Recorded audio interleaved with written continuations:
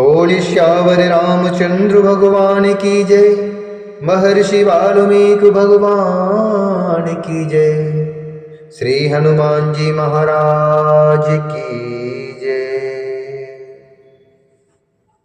श्रीमद् वाल्मीकि रामायण के अयोध्या कांड के 103वें सर्ग में आज हम प्रवेश करेंगे, जिसमें वर्णन है श्री राम आदि का विलाप, पिता के लिए जलांजलि दान, पिंडदान और रोदन। भरत की कही हुई पिता की मृत्यु से संबंध रखने वाली करुणाजनक बात को सुनकर श्री रामचंद्र जी दुख के कारण अचेत हो गए। ताम श्रुत्वा करुणामुवाचम पितुर्मरण संयताम, राघवो भरतेनोक्ताम बभूव गत चेतनः, तम तो वज्रमिमोत सृष्टु महावेदानिवारिणा, वाग्वज्रमो भरतेनोक्तं मनोज्ञं परन्तपः, प्रगृहे रामो बाहु वै पुष्पतांगैव द्रुमः, वने परशुना कृतस्तथा भुवि पपातः। भरत की कही हुई पिता की मृत्यु से संबंध रखने वाली करुणाजनक बात को सुनकर श्री रामचंद्र जी दुख के कारण अचेत हो गए। भरत के मुख से निकला हुआ वह वचन वज्र सा लगा, मानो दानव शत्रु इंद्र ने युद्ध स्थल में वज्र का प्रहार सा कर दिया हो। मन को प्रिय न लगने वाले उस बाघ वज्र को सुनकर शत्रुओं को संताप देने वाले श्री राम दोनों भुजाओं को ऊपर उठाकर, जिसकी डालियां खिली हुई हों, वन में कुल्हाड़ी से कटे हुए उस वृक्ष की बात पृथ्वी पर गिर पड़े। भरत के दर्शन से श्री राम को हर्ष हुआ था, परंतु पिता की मृत्यु के संवाद से उन्हें बहुत दुख हुआ। तथा उन्हें खिले और कटे हुए पेड़ की उपमा दी गई। पृथ्वीपति श्री राम इस प्रकार पृथ्वी पर गिरकर नदी के तट को दांतों से विदीर्ण करने के परिश्रम से थककर सोए हुए हाथी के समान प्रतीत होते थे। शोक के कारण दुर्बल हुए उन महाधनुर्धर श्री राम को सब ओर से घेर कर सीता सहित रोते हुए वे तीनों भाई आंसुओं के जल से भिगोने लगे। तीनों भाई आंसुओं के जल से भिगोने लगे। थोड़ी देर के बाद पुनः होश में आने पर नेत्रों से अश्रु वर्षा करते हुए ककुत्थ कुलभूषण श्री राम ने अत्यंत दीन वाणी में विलाप आरंभ किया। पृथ्वीपति महाराज दशरथ को स्वर्गगामी हुआ सुनकर धर्मात्मा श्री राम ने भरत से यह धर्मयुक्त बात कही, हे भैया भरत, किम करिष्याम्य अयोध्यायां ताते दिष्टाम गतिम गते, किम करिष्याम्य अयोध्यायां ताते दिष्टाम गतिम गते, कस्तामुराजवराध्वीनाम अयोध्याम पालिष्यति, कस्ताम राजवराधीन नाम अयोध्याम पालिष्यति, किम नु तस्य मया कार्यम दुर्जाते महात्मनः, यो मृतो मम शोके निशा मया न चा संस्कृता। भगवान राम ने भरत जी से कहा, हे भैया, जब पिताजी परलोकवासी हो गए तब अयोध्या में चलकर अब मैं क्या करूंगा? उन राजशिरोमणि पिता से हीन हुई उस अयोध्या का अब कौन पालन करेगा? हाय, जो पिताजी मेरे ही शोक से मृत्यु को प्राप्त हुए, उन्हीं का मैं दाह संस्कार तक न कर सका। मुझ जैसे व्यर्थ जन्म लेने वाले पुत्र से उन महात्मा पिता का कौन सा कार्य सिद्ध हुआ? हे निष्पाप भरत, तुम ही कृतार्थ हो। तुम्हारा अहोभाग्य है जिससे तुमने और शत्रुघ्न ने सभी प्रेत कार्यों अर्थात पारलौकिक कृत्यों में संस्कार कर्म के द्वारा महाराज का पूजन किया। महाराज दशरथ से हीन हुई अयोध्या जब प्रधान शासक से रहित होकर अस्वस्थ एवं आकुल हो उठी है तथा वनवास से लौटने पर भी मेरे मन में अयोध्या जाने का उत्साह नहीं रह गया है। परंतप भरत, वनवास की अवधि समाप्त करके यदि मैं अयोध्या में जाऊं तो फिर कौन मुझे कर्तव्य का उपदेश देगा, क्योंकि पिताजी तो परलोकवासी हो गए हैं।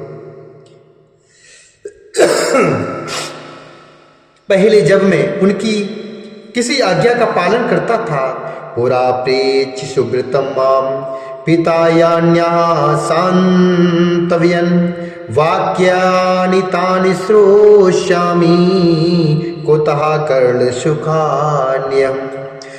पहले जब मैं उनकी किसी आज्ञा का पालन करता था, तब वे मेरे सद्व्यवहार को देखकर मेरा उत्साह बढ़ाने के लिए जो जो बातें कहा करते थे, कानों को सुख पहुंचाने वाली उन बातों को अब मैं किसके मुख से सुनूंगा, उन बातों को अब मैं किसके मुख से सुनूंगा।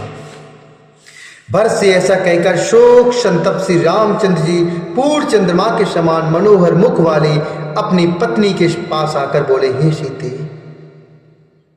शीते मृतस्ते श्वशुरः, सीते मृतस्ते श्वशुरः, पितृहीनो असि लक्ष्मण, सीते मृतस्ते श्वशुरः, पितृहीनो असि लक्ष्मण, भरतो दुःखमाचष्टे स्वर्गतिं पृथ्वीपते, स्वर्गगतिं पृथ्वीपते।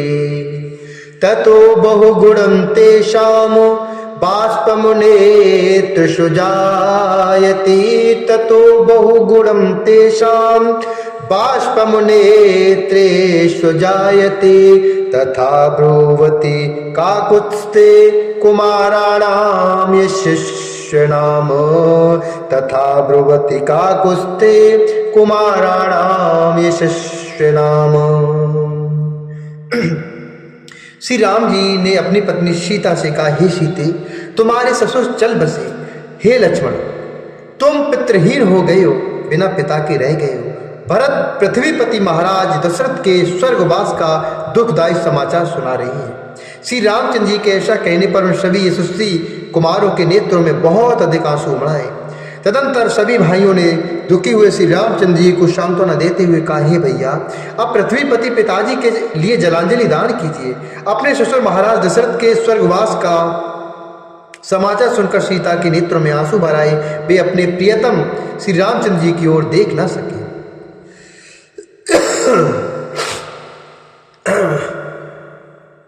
तदंतर रोती हुई जनक कुमारी को सांत्वना देकर दुख मग्न श्री राम ने अत्यंत दुखी हुए लक्ष्मण से कहा, हे भाई, तुम इंगुदी का पिसा हुआ फल और चीर एवं उत्तरीय ले आओ, मैं महात्मा पिता को जलदान देने के लिए चलूंगा।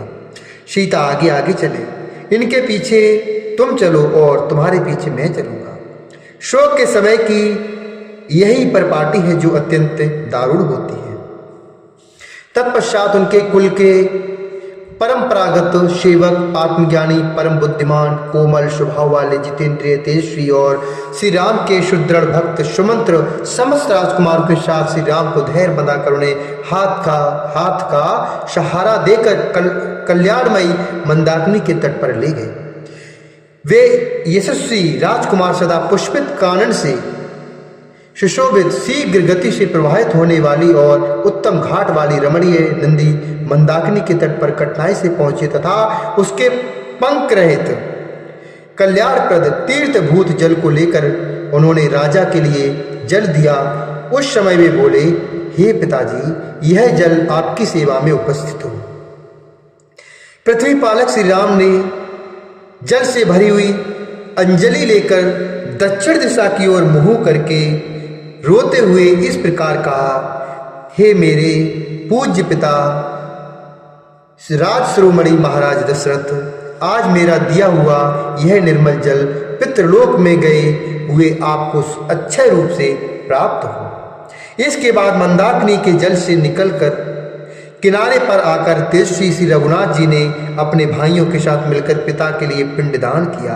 उन्होंने इंगुदी के गूदे में बेर मिलाकर उसका पिंड तैयार किया और बिछे हुए कुशों पर उसे रखकर अत्यंत दुख से आर्त होकर रोते रोते यह बात कही,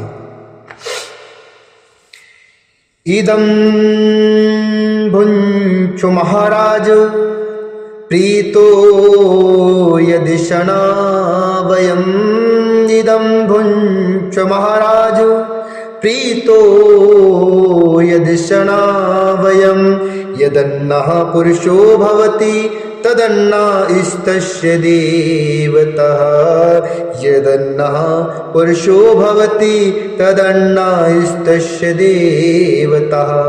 हे महाराज, प्रसन्नता पूर्वक यह भोजन स्वीकार कीजिए, क्योंकि आज कल यही हम लोगों का आहार है। मनुष्य स्वयं जो अन्न खाता है वही उसके देवता भी ग्रहण करते हैं। इसके बाद उसी मार्ग से मंदाकिनी तट के ऊपर आकर पृथ्वी पालक पुरुष सिंह श्री राम सुंदर शिखर वाले चित्रकूट पर्वत पर चढ़े और पर्णकुटी के द्वार पर आकर भरत और लक्ष्मण दोनों भाइयों को दोनों हाथों से पकड़कर रोने लगे। सीता सहित रोते हुए उन चारों भाइयों के रुदन शब्द से उस पर्वत पर गरजते हुए सिंगों के दहाड़ने के समान प्रतिध्वनि होने लगी। पिताजी को जलांजलि देकर रोते हुए उन महाबली भाइयों के रोदन का तुमुल नाद सुनकर भरत के सैनिक किसी भय की आशंका से डर गए। फिर उसे पहचान कर वे एक दूसरे से बोले, निश्चय ही भरत श्री रामचंद्र जी से मिले हैं। अपने परलोकवासी पिता के लिए शोक करने वाले उन चारों भाइयों के रोने का ही यह मान शब्द सुनाई दे रहा है। यूं कहकर उन सब ने अपनी सवारियों को तो वहीं छोड़ दिया और जिस स्थान से वह आवाज आ रही थी उसी ओर मुंह किए एक चित्त होकर वे दौड़ पड़े। उनसे भिन्न जो सुकुमार मनुष्य थे, उनमें से कुछ लोग घोड़ों से, कुछ हाथियों और कुछ सजे सजाए रथों से ही आगे बढ़े। कितने ही मनुष्य पैदल ही चलती है। यद्यपि श्री रामचंद्र जी को परदेश में आए सभी थोड़े ही दिन हुए थे, तथापि लोगों को ऐसा जान पड़ता था कि मानो वे दीर्घ काल से परदेश में रह रहे हैं। सब लोग उनके दर्शन की इच्छा से सहसा आश्रम की ओर चल दिए।